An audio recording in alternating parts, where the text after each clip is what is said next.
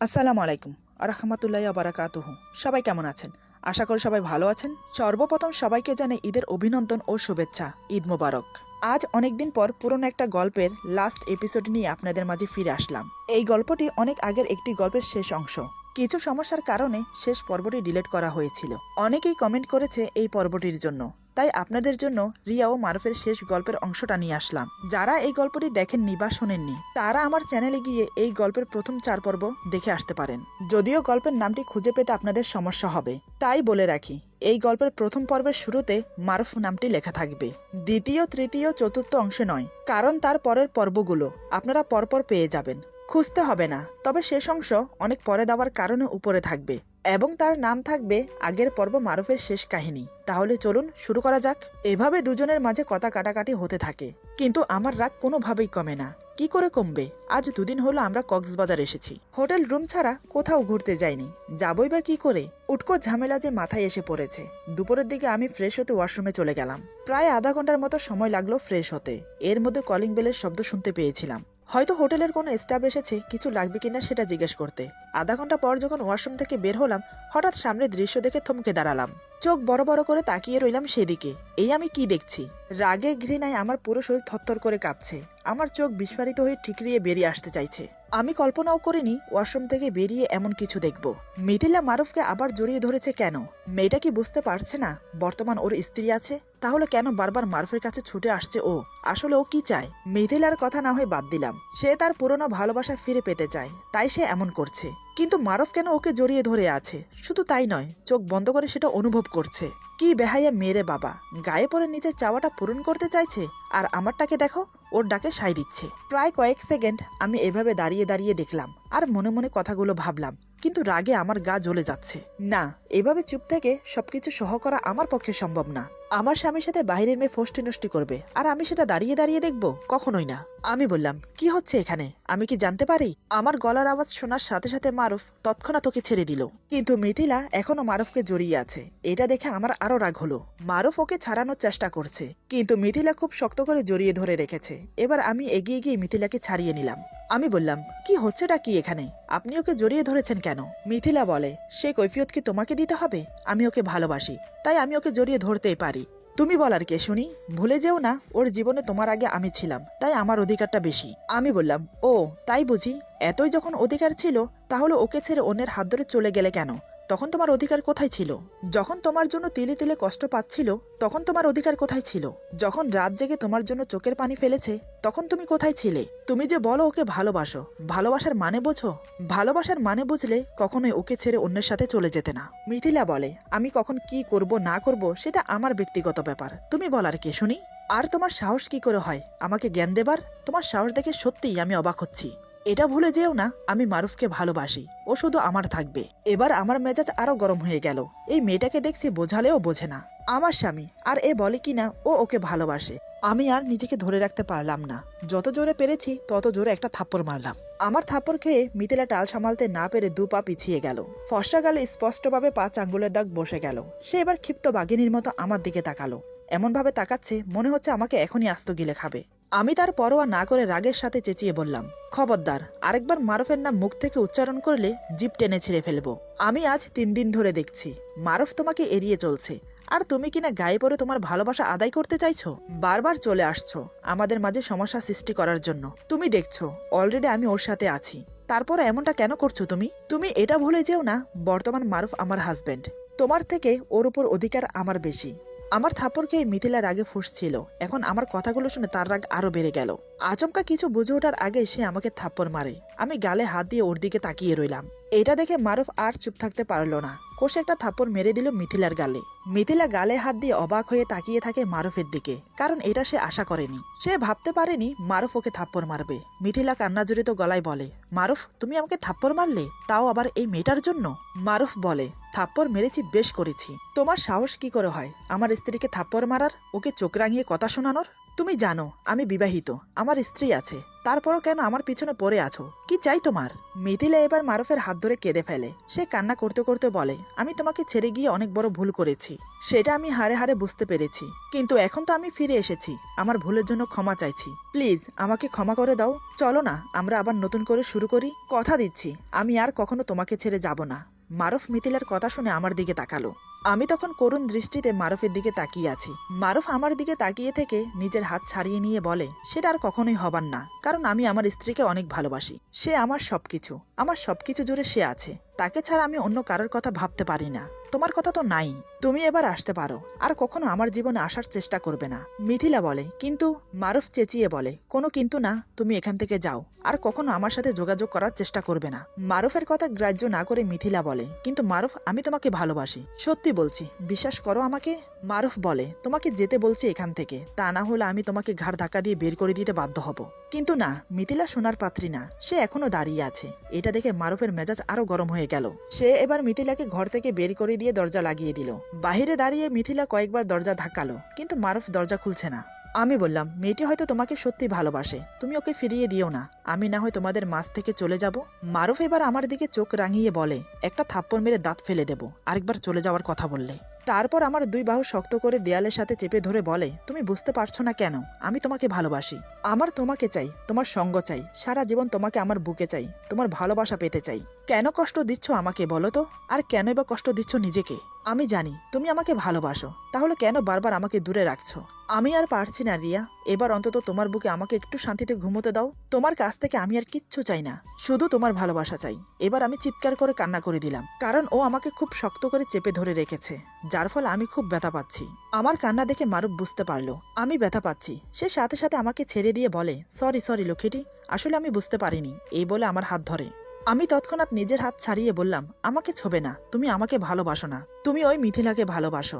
তখন তো দিব্যি জড়িয়ে ধরে চোখ বন্ধ করে অনুভব করছিলে। কি ভেবেছো আমি দেখিনি? আমি জানি তুমি এখনো মেয়েটিকে ভালোবাসো। এই বলে আমি দৌড়ে গিয়ে বিছানায় বালিশ বুকে নিয়ে শুয়ে কান্না করতে লাগলাম। আমার কথা শুনে মারুফ কোমরে হাত দিয়ে অবাক হয়ে তাকিয়ে আছে। এত কিছু করার পরেও কেন আমি বারবার একই কথা বলছি? মারুফ ধীরে ধীরে আমার পাশে এসে বসে আমার মাথায় হাত বুলিয়ে দেয়। মারুফ বলে, সত্যি কি তুমি আমাকে ভালোবাসো না? আমি বললাম, না। মারুফ মুচকি এসে বলে, তাহলে আমার জন্য কান্না করছো কেন? আমি বললাম, আমি কেন শুধু শুধু তোমার জন্য কান্না করব, আমি তো এমনি কান্না করছি। মারুফ বলে, ও তাই বুঝি, তাহলে কোমরে শাড়ির আঁচল গুজে আমার জন্য মিথিলার সাথে ঝগড়া করছিলে কেন? আমি বললাম, আমি আবার কখন শাড়ির আঁচল গুজলাম? আমি তো আজ শাড়ি পরিনি, আমি তো বাস এমনি কথা বলছিলাম। মারুফ বলে, শাড়ি পরলে কিন্তু তাই করতে, আর আমার জন্য তো ওকে থাপ্পড়ও মেরেছ, বেচারি দুটো থাপ্পড় খেলো। এবার আমি উঠে বসলাম। আমি বললাম, ও এবার বুঝতে পেরেছি, ওকে থাপ্পড় মারাতে তোমার কষ্ট হচ্ছে, আর ও যে আমাকে থাপ্পড় মারলো, কই সেটা তো একবারও বললে না। মারুফ আমার হাত ধরে বলে, তার জন্যই তো ওকে থাপ্পড় মারলাম আমি, ও তো তোমাকে থাপ্পড় মারেনি, ও যে আমার কলিজায় আঘাত দিয়েছে। ওকে আমি এমনি এমনি কি করে ছেড়ে দেই? এই পাগলি, আমি তোমাকে ভালোবাসি, শুধু তোমাকে ভালোবাসি, বড্ড বেশি ভালোবাসি।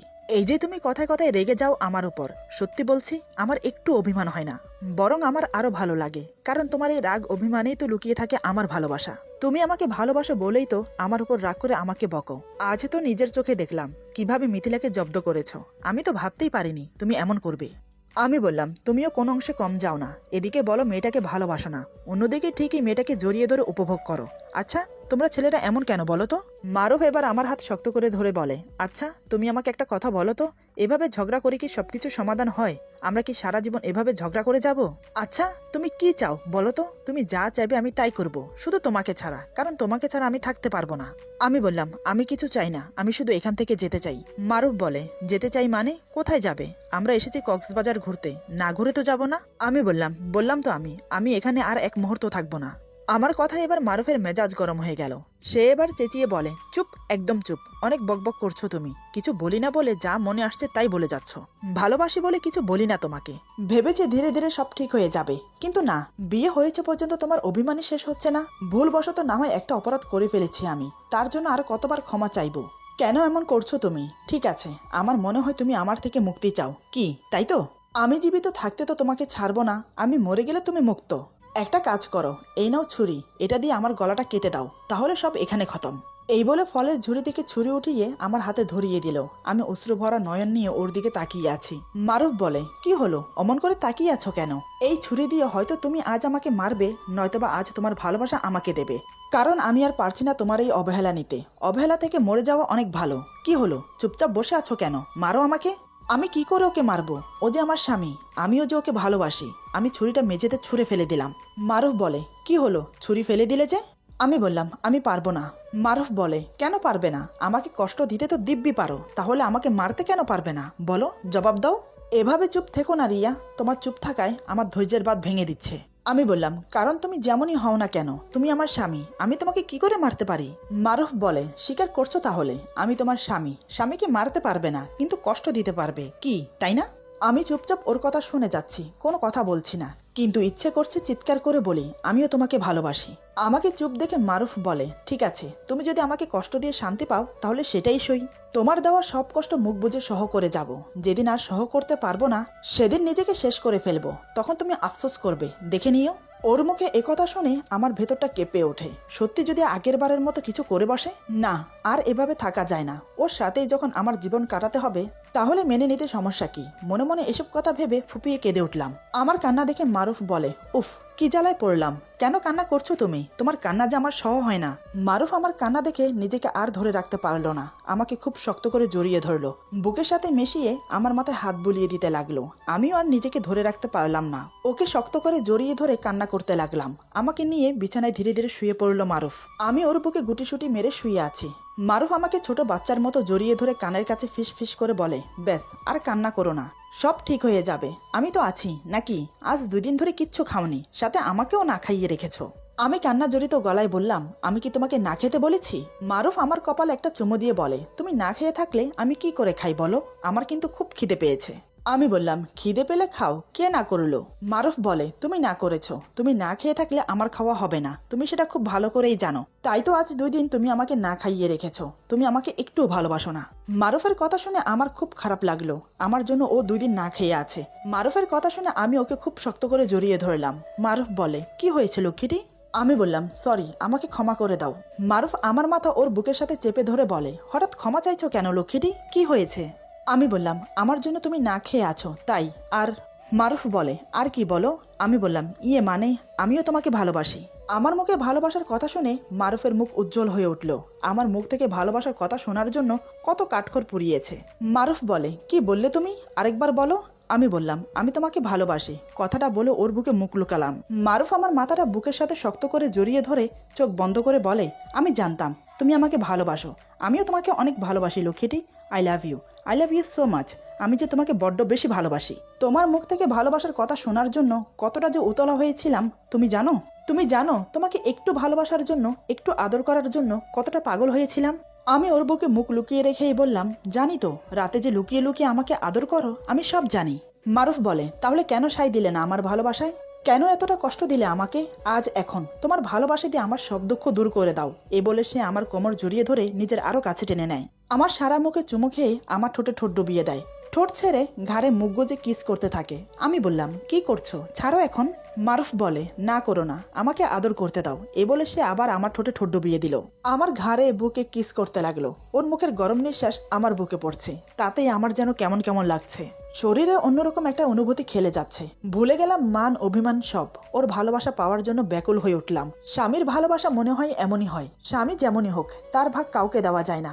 মিথিলা যদি আমাদের মাঝে না আসতো তাহলে হয়তো এখনো ওর আর আমার মাঝে কিছুই হতো না। আমি কথাগুলো মনে মনে ভাবছি, এদিকে মারুফ আমাকে পাগলের মতো আদর করছে।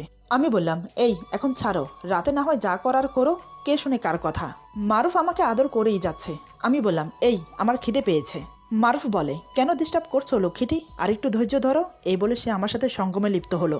দুজনেই ভাসতে লাগলাম সুখের সাগরে। এভাবেই আমাদের মিলন হলো। আমরা আরো 2 দিন কক্সবাজার থেকে ঘুরে ফিরে এনজয় করে বাড়িতে ফিরলাম। আমার আর মারুফের সুখের জীবন শুরু হলো। অনেক অবহেলা অভিমানের পর দুজনের মিলন হলো। স্বামী যতই খারাপ হোক, সে যতই অন্যায় করুক, সে যদি তার নিজের ভুল বুঝে একটিবার সুযোগ চায়, আমার মনে হয় তাকে একটিবার সুযোগ দেওয়া উচিত নিজেকে শুধরানোর জন্য। পূর্ণতা পাক সবার ভালোবাসা, এই কামনা রইল। এই গল্পটি এখানে সমাপ্ত।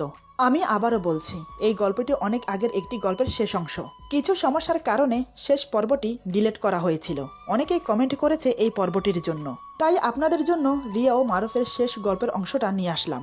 যারা এই গল্পটি শুনেননি তারা আমার চ্যানেলে গিয়ে এই গল্পের প্রথম 4 পর্ব শুনে আসতে পারেন। যদিও গল্পের নামটি খুঁজে পেতে আপনাদের সমস্যা হবে, তাই বলে রাখি এই গল্পের প্রথম পর্বের শুরুতে মারুফ নামটি লেখা থাকবে, দ্বিতীয়, তৃতীয়, চতুর্থ অংশে নয়, কারণ তার পরের পর্বগুলো আপনারা পরপর পেয়ে যাবেন, খুঁজতে হবে না। তবে শেষ অংশ অনেক পরে দেওয়ার কারণে উপরে থাকবে এবং তার নাম থাকবে আগের পর্ব মারুফের শেষ কাহিনী। আশা করি গল্পটি আপনাদের ভালো লাগবে। যদি ভালো লাগে তাহলে লাইক, কমেন্ট এবং সাবস্ক্রাইব করে আমাদের পাশে থাকুন। আপনাদের মতামত জানানোর জন্য তো কমেন্ট বক্স আছেই। ভালো লাগলো, খারাপ লাগলো, মতামত জানাতে কিন্তু ভুলবেন না। সবাই ভালো থাকবেন। আবার জানাচ্ছি সবাইকে ঈদ মোবারক। আল্লাহ হাফেজ।